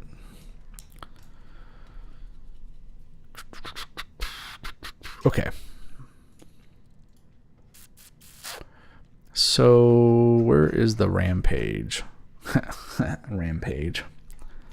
Man, I was going through some of my cartridges. Had a friend send me their childhood games a long time ago, and I completely forgot. And they had Rampage in it, and that was a game that I remember playing in the arcade once or twice, but I never played it on NES. So now that I said that multiple times, that's probably what I'm going to do after the stream. Okay, so let's see. So this shows RAM C.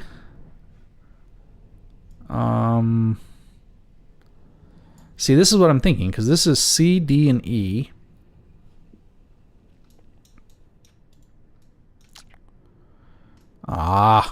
That's the buffers. So that's the RAMs.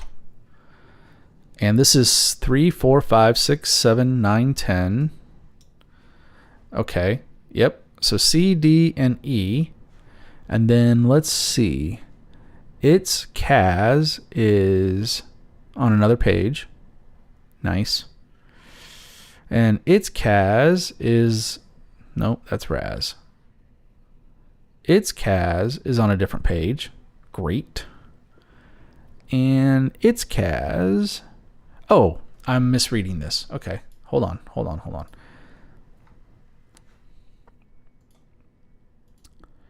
So this is saying up here is CAS for its E1 on page 12.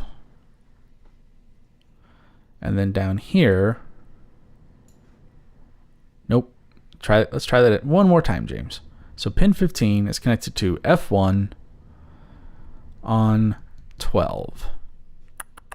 Okay. And this one is F1 on 13, and this one is F1 on 14. Okay. Well, the good news is, just like the rest of my schematic that I have, that doesn't match anything. So that's a good start. Which page do I think is the right one? Let's see what this one is. I wonder if I should just go with my gut on this one, because I feel like this is what is going on. I feel like these are supposed to have different CASs, because so it's RAM, so RAS and CAS. RAS is the row select, CAS is the column select. So that's how you select the matrix of the matrix inside of the chip. I'll have to think about that. I just realized I don't know how DRAM works. Because I know RAS, you use RAS, like the one thing you use RAS, generally use RAS for is to refresh. But then why do you have a CAS?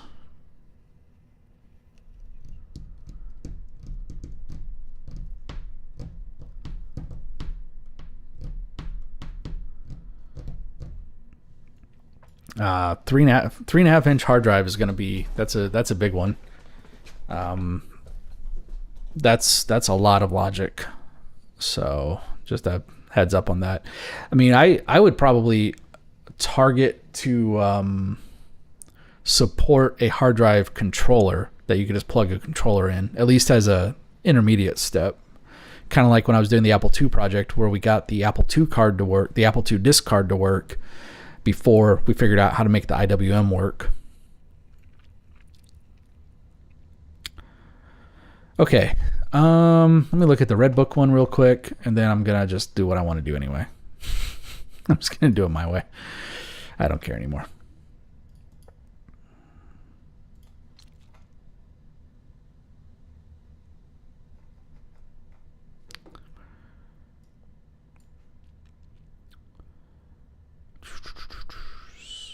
Yeah, so they have row C CAS, row D CAS, row E CAS.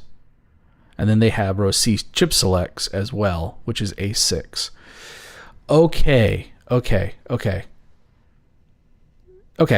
Got it. So first, these are supposed to be ECAS. So what I would like to do, you know what I'm going to do? I'm just going to delete all of these. All right. We're going to edit this. And then I'm going to copy and paste this so that we can just do that. So let's fix this, because this actually, we need to get these signals to export out of this page. And this was kind of one of the this was one of the big, not last things, but this was one of the big things I was kind of hemming and hawing on.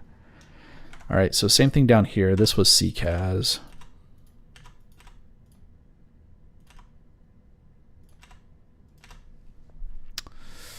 So let's make that CCAS, and then let's do this.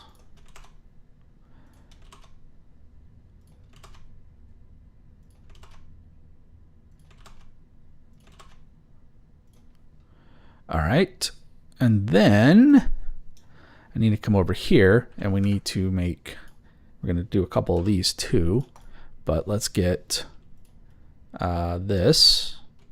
Come on.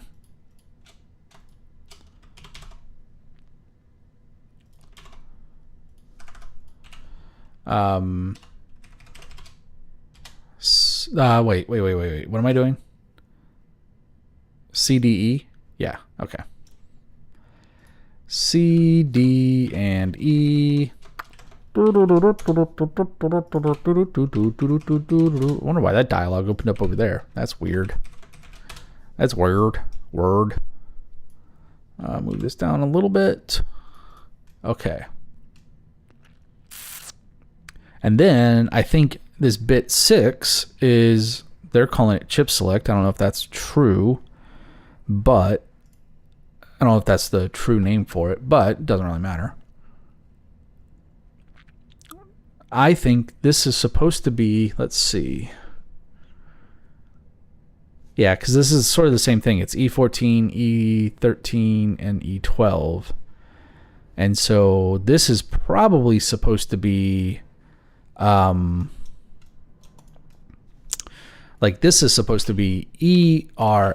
Okay, and this explains why we actually have these other signals. And this is supposed to be D. Oh, I got to go fix them all, don't I? Yeah, okay. All right, let's just delete. And then we can copy and paste this. So I wonder how this works. I wonder why it's chip select or address 6. I wonder what that, I wonder what that means. Or I wonder if they're saying that the chip itself is, it's chip select, but they're using address bit 6 to do that.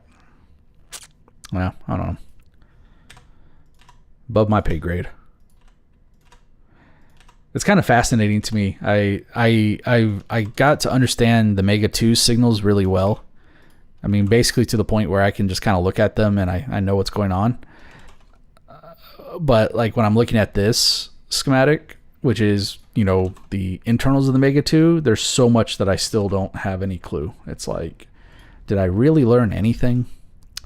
You know, did I even learn a thing?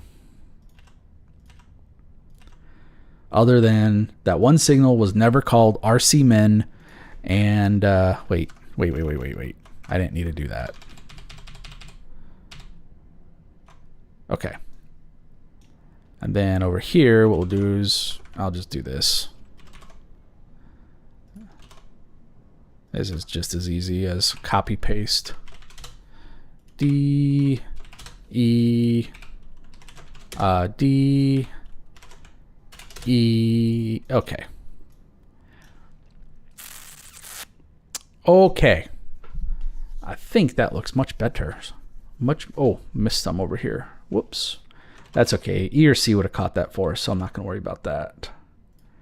I mean, my ultimate goal is to get this, you know, get all of these intermediate blocks all reconnected and then run E or C and see how bad we did.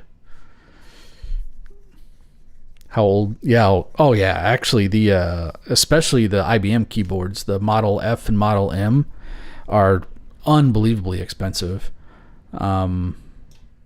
That was actually one reason why in the Mega 2 project I wanted to use USB, is I didn't want to rely on vintage keyboards. It just, because they're just not cheap. Especially like ones that have good key switches. So like the Apple II keyboards are all stupid expensive. People want the switches.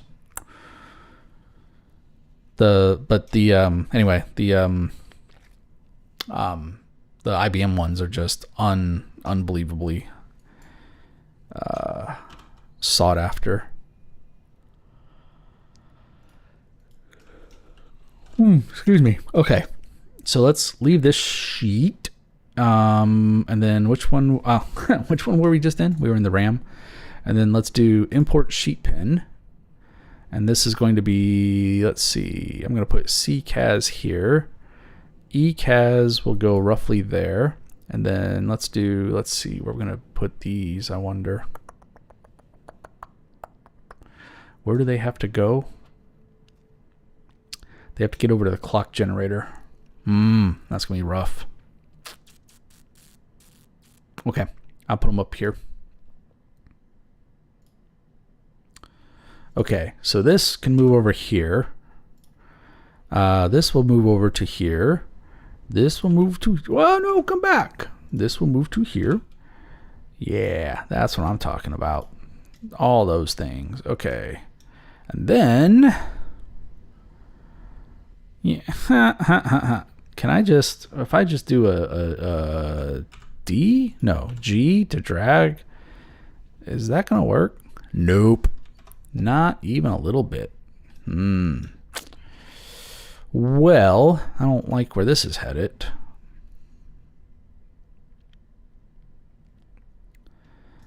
Yeah.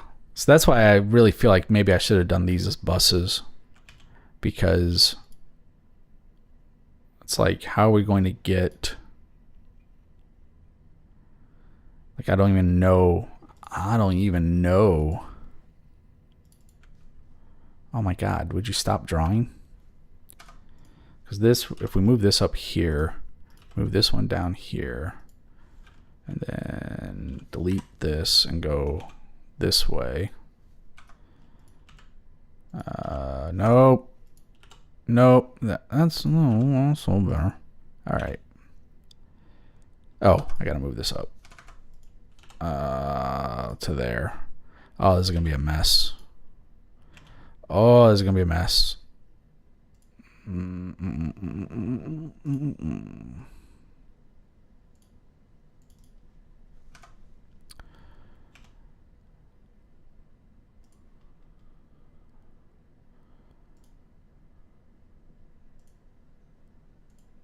Okay. I hate that. But I want to get it drawn for now so we can sort of look at this later and be like, okay, what makes more sense than this garbage? Oh, this has the keyboard signal in here too. So we should move this over here. Faux 0, we can move that to here. Does this have clear strobe? No, but it does have the 3 CASs. Whoops. So let's move those. Oh, almost. Womp womp. All right, let's try that again. We'll put those up here. Right. Let's check this out. Check that out. So then we can do this, and then I can just say boom, boom, boom. And then I did notice that. So read write will end up back up here. So I'll keep that sort of separated for the moment. That can come up here. High res probably needs to get over to the video at some point, I would have thought. Still not sure about what we're going to do with soft 5. So raz, oh, how are we going to get raz over there? Shoot.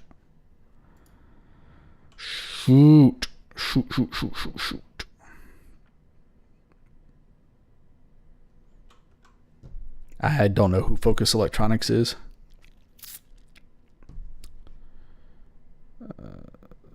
Jeez, $90 a tube. Holy cow. Well, the good news is they burn out eventually. Just kidding. That's not good news. They're like light bulbs, but much more expensive. I actually don't know what the operational lifetime of a Nixie tube is. I just assume that they've got filaments and they get hot, so they must wear out eventually. I mean, vacuum tubes weren't exactly known for their longevity.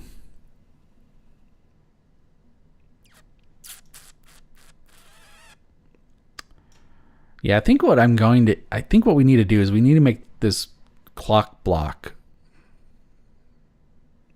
much bigger. I'm just not sure how I want to do that yet, because I probably need to rip up the signals that we've already connected and start over. And I'd really like to know what this soft 5 signal is, because I think every block has it, but I don't know what it is. It's not ringing any bells.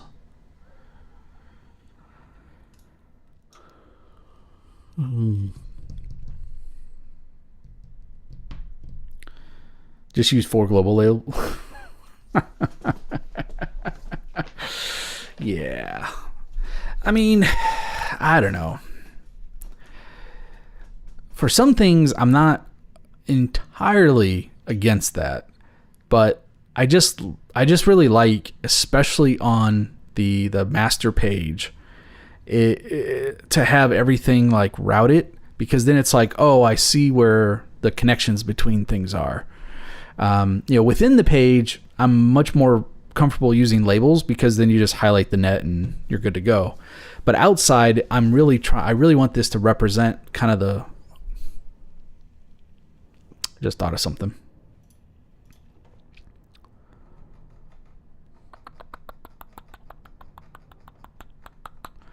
I just remembered there's kind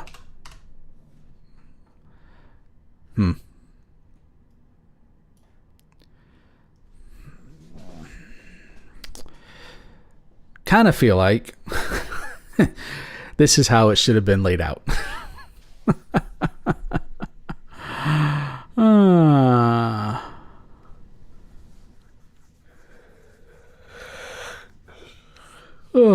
Okay.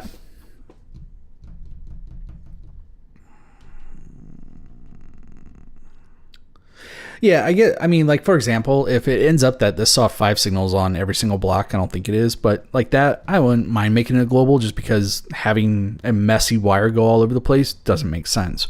But even like this case where there's like the H and V signals, which I'm assuming are horizontal and vertical information. I have no idea. This is stuff that's all inside of the Mega.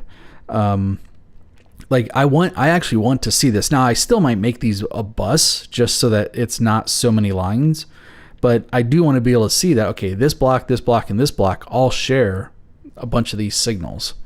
So, that kind of thing. Okay. I'm going to stop here for now. This is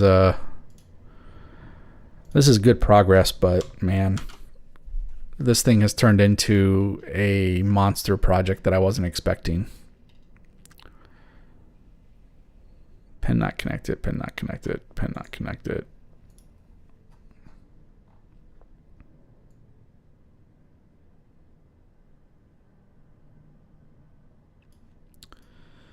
Input pin not drive. Okay. Duplicate item. Wait. Where was that? Duplicate item. C small and C symbol. Really? Oh, crud. That's why they called it Cap 1. Oh, because the IC was named C1, because that's how Apple does their boards. Okay. I got it. So what's going on is, let me see. I know some of you already know this, but let me find a quick picture. Well, I can't hold it up anyway. It'd get keyed out. Apple II logic board. This looks like oh yeah. I think we'll use Henry's picture. He probably has a really good one. Yeah, this will work. Except that's blurry. Does he not have a high res? Ugh, come on. I thought for sure he'd have a high res. I guess not.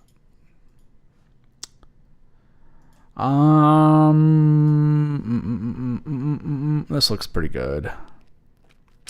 You know what? I just need to go take a picture of my own board, and oh, this might work.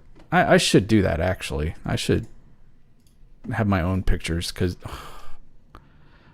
Do I have one of the... anyway, it doesn't matter. We can see it. So if you look at the way that... And Apple did this, starting with the Apple II, maybe with the Apple I, I don't remember. But all the way into the Macintosh line, at least, they seem to have done this on every one of their computers. So chips are laid out in a grid. And so like in this case, these are... because it's turned... But these are rows, A, B, C, D, E, F. And then there's columns, 1, 2, 3, 4, 5, up to 14. And so this is laid out such that C1 is this chip here. And that's C2, this should be C3, C4, C5, C6. And so in the schematic where you see, no pun intended, like this chip is D12, right? It's not IC12, it's D12. And that's because on the PCB, D12 is, looks like 10, 11, 12, this one right here. And so one thing that this does is you don't have to label every single chip, although I think they might have. And then the second thing is it's very clear when you look at the schematic where to go look on the PCB. What I like is on the 2, or what I found out is on the 2C schematic, there's actually a change note where somebody wrote, like they literally wrote it in, that this version of the schematic replaced IC designators with their grid position. And so there must have been, at least with the 2C, there must have been an early version of the schematic that did have something like IC1 and IC2 and IC3 and IC4. And then after the PCB was laid out, they went back and back annotated the schematic, which is, it's a crazy amount of work. But from a repair perspective, man, is this nice. It is just so great to be able to look at this and be like, okay, you know, if you're looking at the schematic, it's dead simple to find where this exclusive OR gate is. So it's B2. So that's B1, 2. It's this chip right here, right? I mean, isn't that, you know, there's zero hunting around. So anyway, okay. So that's where we'll stop for now. I guess we'll be working on this next week. We might take a break and do some programming next week of on the Nordic project that I'm working on, but I don't know if I'll get it to that point yet. So do it for your 8086 build? Yeah, I would. I don't know that if IBM followed the same thing, but I think it's a really good thing to do. Squire does he does work in the aerospace defense industry, and he said that that's a somewhat common thing in some aerospace applications, is that the board will get laid out in the grid like that. I don't know if it has a name. I call it a grid, so I don't know if there's a better name. But what was the first IBM? Was it 5150?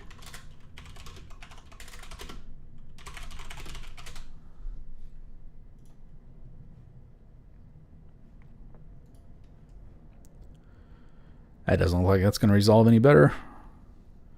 This might be a decent, yeah.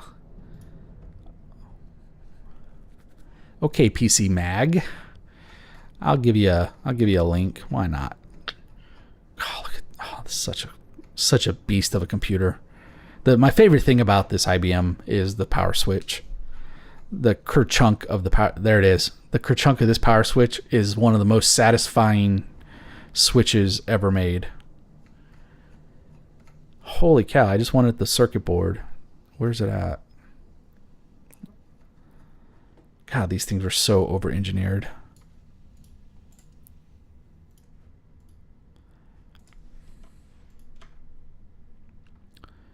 Yeah, so this one doesn't do it, but it's not too far off. I mean, it's still sort of the same or maybe it does, and they're just, I don't know. I don't see the outside labels, but it does look like things are still in a grid. Must have been a common way to do PCB design back then, since you were probably drawing all the traces by hand.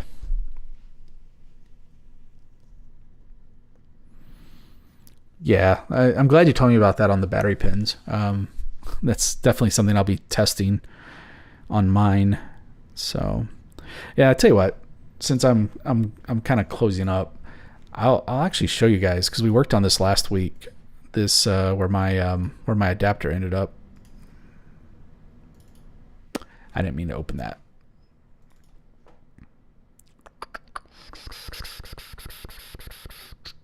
I shared this in the Discord, but I'll show it here. Oh no! What? Board outline is malformed. What? What the what?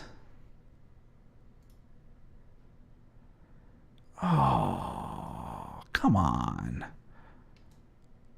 All right, I'm gonna run DRC to see if we can find where it's broken. I mean, DRC is gonna use that power switch. Yeah. Like I said, it's the best. It's to me, it's the best part of the IBM PC. Board mount self-intersecting. Oh, come on. I fixed these. What are you talking about? You're wrong. You're a liar. You're lying. So this one, this is 137.97. And this one is 137.97. That's not self-intersecting.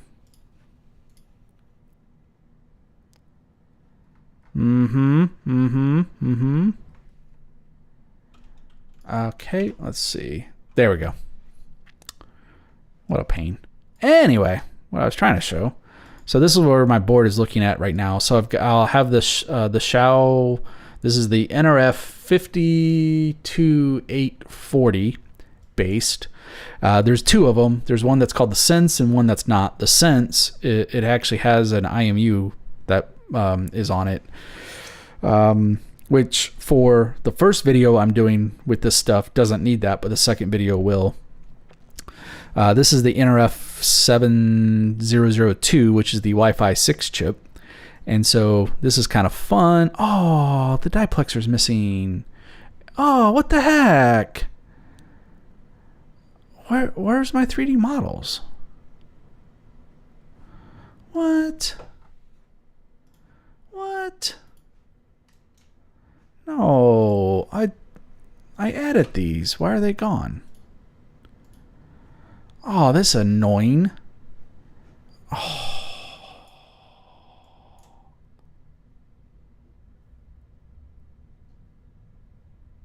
Did I screw up the Git repository?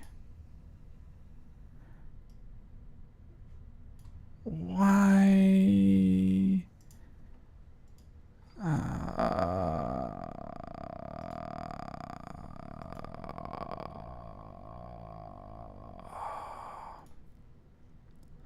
So this is for the, not that.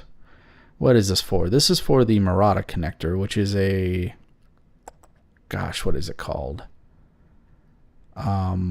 It's this one.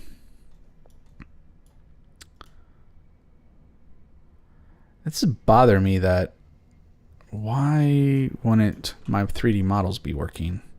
And then the diplexer is, I don't remember the part number. It's at LFD.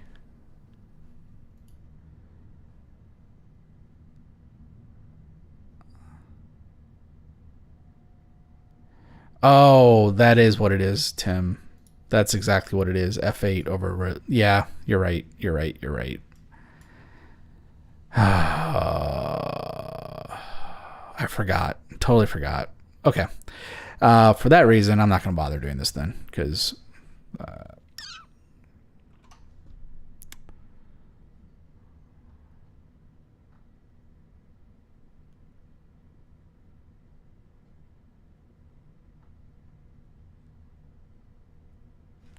okay. I'll fix that later. Anyway, so long story short, so there's the RF chip, and then this has 2.4 and 5 gig, goes through a diplexer, then I'll go through a SWF connector. These are really cool. They're basically switches, so you plug on what Murata calls a probe, and then it goes to an SMA cable, so I can plug it into a network analyzer. And then that goes through a small LC network and into the multi-band antenna.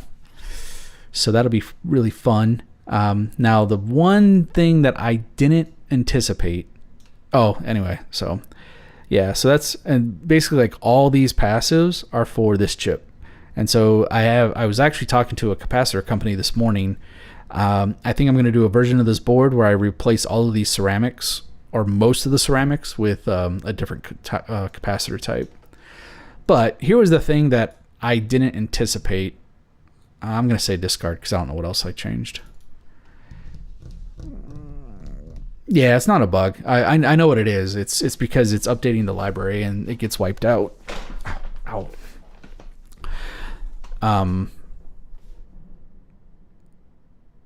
It's actually why I don't normally worry about the 3D models until I'm done. Like when I'm doing the final cleanup and stuff, because usually they just get wiped out anyway. And I think somebody in the KiCad Discord said they have a Python script to fix it. Anyway, what I want to point out is, so the way that the chip talks to this Wi-Fi chip talks, it has a QSPI or a regular SPI interface. So I have that connected to the SHAO.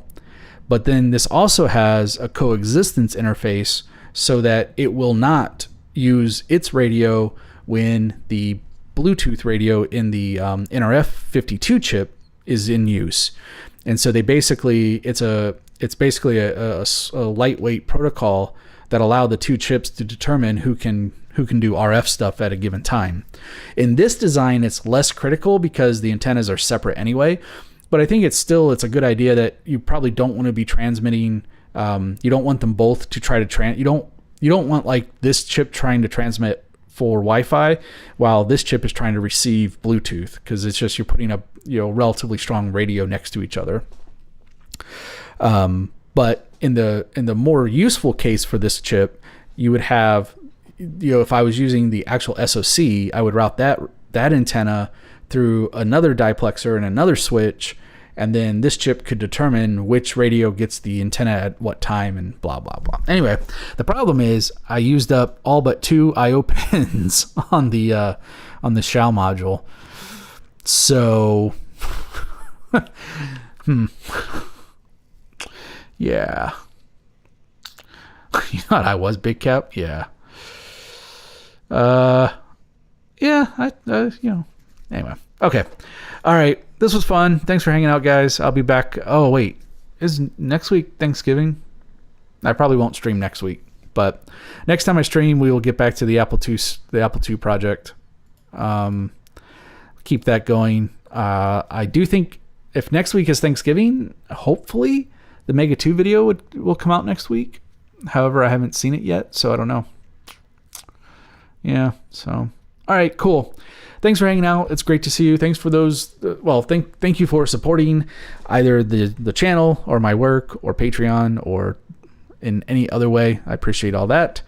And in the event that you're not in the Discord already, we do have a link to a Discord so you can keep in touch. And I'll catch you guys later. Take care. Have fun. See ya. Bye.